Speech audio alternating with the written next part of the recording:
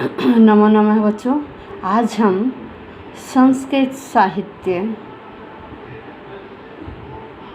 भाग 7 करेंगे। यह हम CUET एग्ज़ाम के डोमेन 325 का पाठ्यक्रम कर रहे हैं और उसका ये लास्ट टॉपिक चल रहा है। आज साहित्य में हम स्मृतियाँ, रामायण और महाभारत इनके बारे में पढ़ेंगे। देखिए, स्मृति क्या है?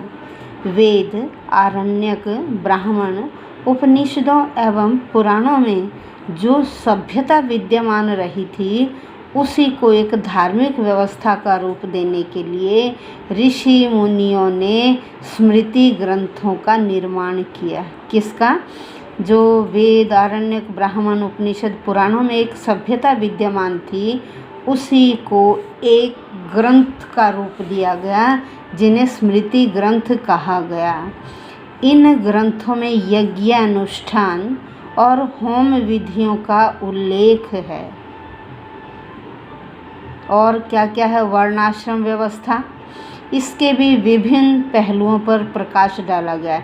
इन स्मृति ग्रंथों में यज्ञ अनुष्ठान, होम विधियाँ और वर्णाश्रम व्यवस्था के विभिन्न पहलुओं पर प्रकाश डाला गया है।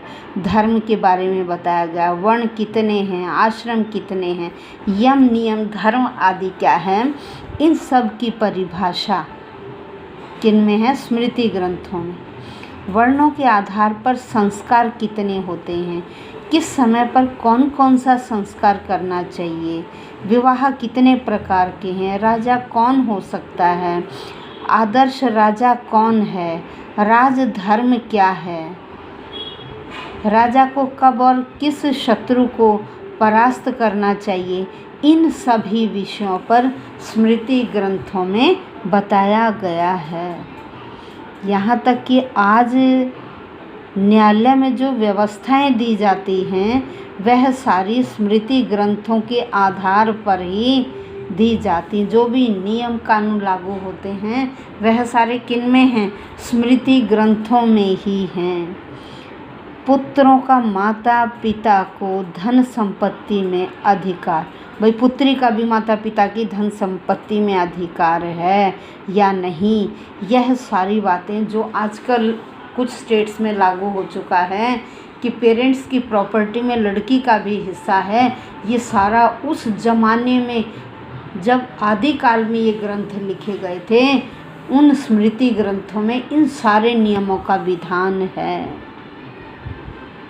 मनुस्मृति, पराशर स्मृति, याज्ञवल्क्य स्मृति आदि यह बहुत फेमस स्मृति ग्रंथ हैं। इसके बाद हम चलते हैं रामायण। रामायण से आप अधिकतर परिचित हैं। रामायण को आदि काव्य भी कहा जाता है। इनके जो लेखक हैं, रचयिता महर्षि वाल्मीकि हैं। रामायण के पात्रों में राम का आदर्श, सीता का पतिव्रता धर्म और हनुमान जैसे कर्मठ सेवक, भ्रातृ प्रेम, ये सब किसमें? रामायण में बताया गया है। रामायण के 7 भाग हैं जिन्हें कांड कहते हैं। बालकांड, अयोध्या कांड, अरण्य कांड, किष्किंधा कांड, सुंदरकांड, युद्धकांड तथा उत्तरकांड। बालकांड एवं उत्तरकांड प्रक्षिप्त हैं, मतलब ये आधे अधूरे थे जिन्हें बाद में किसी अन्य कवि ने पूरा किया है। इन्हें बाद की रचनाएं कहा जाता है। रामायण को आदि काव्य भी कहा जाता है। प्रथम कांड की तथा उत्तर, पहला क्या है? बालकांड और एंड का उत्तरकांड। इनकी भाषा एवं शैली भी जो अन्य दूसरे से छठे तक के कांड है ना, उनसे इनकी भाषा शैली अलग है। इसलिए यह माना जाता है कि यह किसी अन्य के द्वारा लिखे गए हैं या यह अंश बाद में जोड़ दिए गए हैं। रामायण के 3 संस्करण उपलब्ध होते हैं। उत्तर दक्षिण में अत्यंत लोकप्रिय बंगाल संस्करण और उत्तर पश्चिमी संस्करण। ये था आपका रामायण के बारे में। रामायण में जो महर्षि वाल्मीकि की है ये अनुष्टुप छंद में लिखी गई है। ठीक है, अब चलते महाभारत। यह भी आदि काव्य है।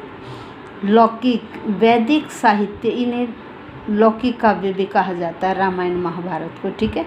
वैदिक साहित्य के समाप्ति काल तक, क्योंकि ये क्या है, ये दोनों युगों के ग्रंथों को आपस में जोड़ते हैं, तो इन्हें वैदिक साहित्य के समाप्ति काल तक महाभारत का अस्तित्व नहीं था। महाभारत का प्रादुर्भाव ईसा की 4वीं शताब्दी में स्वीकार किया जाता है। कब? ईसा की 4वीं शताब्दी में। फिर सांख्यायन, आश्वलायन तथा पाणिनि के अनुसार इनमें कौरव और पांडवों के युद्ध का वर्णन है। किसका वर्णन है? कौरवों और पांडवों के युद्ध का वर्णन है। सुबंधु एवं बाण महाभारत के काव्योत्कर्ष का वर्णन करते हैं। इनके रचयिता महर्षि वेद व्यास हैं। कौन है? महर्षि वेद व्यास। भाई रामायण में 24,000 श्लोक हैं। रामायण में कितने? 24,000 श्लोक हैं, लेकिन महाभारत में 1,00,000 श्लोक हैं। इन्हें शतसाहस्री नाम से भी जाना जाता है। महाभारत में 1,00,000 श्लोक हैं और 3 पार्ट हैं इनके। सबसे पहले जय था, उसके बाद भारत, कुछ ऐड हो गए तो भारत नाम रख दिया गया। फिर एंड में जब 1,00,000 श्लोक हो गए तो इसका नाम क्या आ गया? महाभारत, ठीक है। तो महाभारत ईस्वी की 4वीं शताब्दी तक वर्तमान रूप में आ चुका था।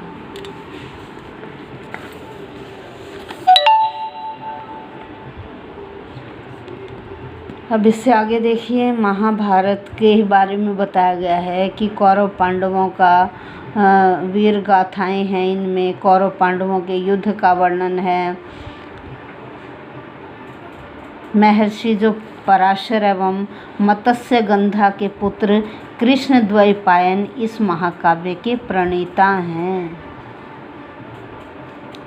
इसमें युद्ध कौशल के साथ साथ समाज के सभी अंगों, चारण, विद्वान, तपस्वी, पुरोहित, शैव, वैष्णव, भागवत, इन द्वारा किए गए संस्थानों का समावेश हो जाने से यह धर्म एवं दर्शन का विश्वकोश बन गया। मैंने अभी आपको बताया 3 पार्ट्स में इसका उदय हुआ। सबसे पहले जय, फिर भारत और उसके बाद महाभारत। जय में पांडवों का विजय और भारत में उससे बढ़कर कथाएं समाविष्ट हुई। बाद में व्यास के शिष्य वैशंपायन ने राजा जनमेजय के नाग यज्ञ में इसे सुनाया, जिसे लोमहर्षण के पुत्र सूत उग्र श्रवस ने पुनः शौनक के 10 वर्षीय यज्ञ में ऋषियों को इसे सुनाया था। तो सबसे पहले इसमें 8800 श्लोक थे, धीरे धीरे 24,000 हो गए, 24,000 से बढ़कर 80,000 हो गए और 80,000 से फिर इसमें 1,00,000 श्लोक हो गए। इस तरह से महाभारत में 1,00,000 शतसाहस्री श्लोक हैं। इसे शतसाहस्री संहिता के नाम से भी जाना जाता है। महाभारत में 18 पर्व हैं। कितने पर्व हैं? 18 पर्व हैं। ये हुआ आपका आज स्मृति, रामायण और महाभारत ग्रंथ। इन 3 के बारे में आज हमने साहित्य में पढ़ा। अब इससे आगे का जो थोड़ा बहुत रह गया है वो हम नेक्स्ट वीडियो में करेंगे, क्योंकि साहित्य बहुत बड़ा है। आज भाग 6 है इसका, या अगर 6 हो चुका है तो आज भाग 7 है और 2 या 3 दिन और साहित्य में लगेंगे बेटे।